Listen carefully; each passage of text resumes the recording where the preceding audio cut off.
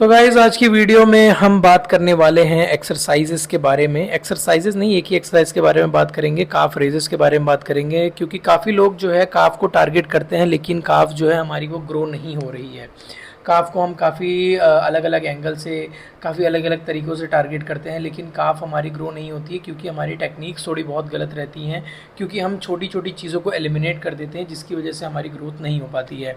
आज मैं काफ रेजेस को 3 पार्ट में डिवाइड करके बताऊंगा आपको। सबसे पहले तो बताऊंगा किस तरीके से आपको फुट प्लेसमेंट करनी है, दूसरा मैं आपको बताऊंगा कि आपको प्लेसमेंट और प्लेटफॉर्म कैसा रखना है, और तीसरा मैं आपको बताने वाला हूं कि बेंड नी पे और स्ट्रेट अगर आप खड़े रह के काफ रेजेस करते हो तो किस में और कहाँ पर इफेक्ट आएगा और कैसा इफेक्ट आएगा।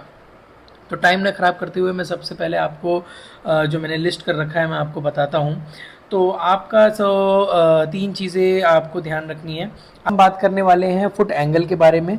फुट एंगल का हम इस तरीके से ध्यान रखेंगे कि जो हमारे टोज़ हैं, अगर हम 30 to 40 डिग्री टोज़ को बाहर करके रखते हैं इस तरीके से, ठीक है, तो हमारा जो अंदर की साइड वाली काफ है, मतलब ये हमारा टोज़ है, वैसे मैं आपको फोटो वगैरह डाल दूंगा, आप समझ जाओगे। अगर हमारा टो बाहर की तरफ रहता है 30 से 40 डिग्री, तो जो हमारी इनर काफ है, जो हमारे बॉडी के अंदर, जो हमारी नीज के अंदर के साइड वाली काफ्स हैं, उनको टारगेट किया जाएगा और इन्हें इनर काफ बोलेंगे। और इससे जो है जब आप इस पोजीशन में आ जाओगे तो जो आपका पीक जो स्ट्रेन है वो आपकी इनर साइड में आएगा जब भी आप काफ रेजेस करोगे, ऊपर की तरफ आओगे तो इस पोजीशन में जैसे आप काफ रेजेस करते हो तब।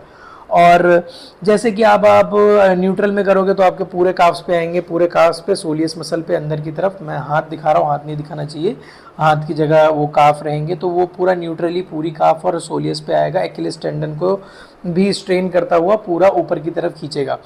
तीसरी जो पोजीशन है मैं बताऊंगा वो आपको जो है टो अंदर की तरफ 20 से 30 डिग्री टो एंगल को अंदर कर लेना है, और अंदर करने के बाद जो हमारा काफ रेजेस होगा उसमें जो हमारा स्ट्रेच आएगा वो हमारे बाहर की साइड जो काफ मसल्स हैं उनमें आएगा।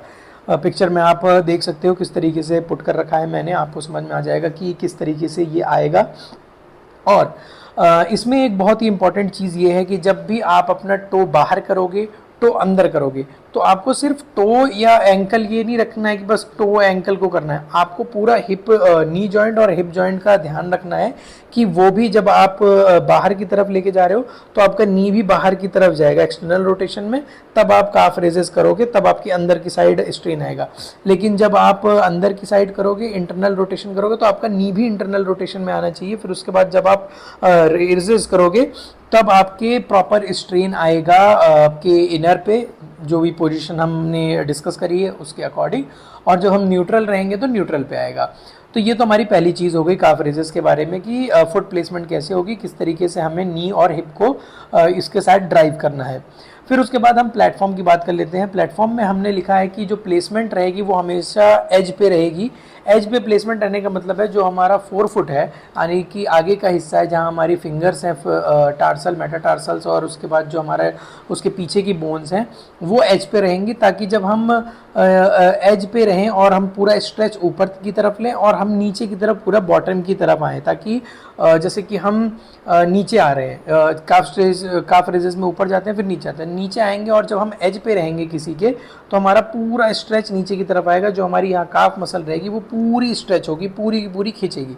जब वो पूरी की पूरी खींचेगी तो एक पैसिव स्ट्रेच आएगा, और इससे जो है इलास्टिक रिकॉइल कम होगा। रिकॉइलिंग कम होने की वजह से हम क्या कहते हैं, अच्छा स्ट्रेच ले सकेंगे और रीजनरेट कर सकेंगे एक अच्छे इसको फ्लेक्शन क्या बोलेंगे हम, कॉन्ट्रैक्शन को, ठीक है। 1 से 2 सेकेंड का हम स्ट्रेच लेंगे नीचे की तरफ, फिर हम ऊपर की तरफ आएंगे, और जब हम ऊपर की तरफ आएंगे तो हम पूरा अपने ग्रेटर टो, यानी कि हमारा जो बड़ा वाला अंगूठा होता है पैर का, हम पूरा उसके ऊपर आगे करेंगे ताकि हमारा पूरा ही पंजा ऊपर की तरफ जाए और पूरा प्लांटर फ्लेक्शन हो सके, जिसकी वजह से हमें ज़्यादा से ज़्यादा कॉन्ट्रैक्शन फील हो हमारे काफ मसल्स पे।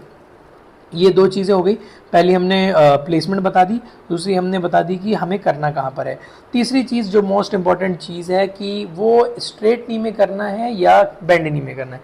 देखो, जब आप स्ट्रेट नी में करते हो तो आपका जो स्ट्रेन होता है वो आपके एंकल पे भी आता है, आपकी नी पे भी आता है। उसकी ओरिजिन इंसर्शन बहुत ज़्यादा मायने रखती है। उसकी ओरिजिन इंसर्शन इस तरीके से है कि जब आप पूरा स्ट्रेट लेग रख के मतलब पूरा नीज और पूरा पैर स्ट्रेट करके काफ रेजेस करेंगे तो आपका स्ट्रेच जो है वो आपकी बाहर की मसल्स जो हैं, गैस्ट्रोसिनेमस जो मीडियल मीडियल और लैटरल दोनों हैं उनके पे स्ट्रेच आएगा और आपका एक प्रॉपर हाइपरट्रॉफिक पोजीशन में आएगा।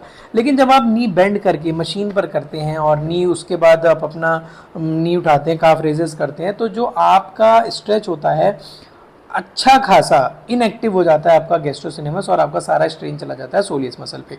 जब सोलियस मसल पे आपका स्ट्रेन चला जाता है तो आपकी इनर में जो डीप सोलियस मसल है, आपके पीछे के लेग की तरफ जो आपके गैस्ट्रोसिनेमस यानी कि टोटल जो काफ मसल्स बन के तैयार होती है उनके अंदर एक सोलियस मसल होती है, वो ट्रेन होती है।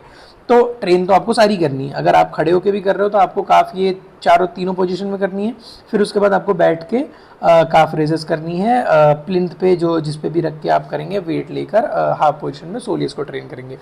तो इस वीडियो में हमने काफ रेजेस के बारे में पूरी बात कर ली है।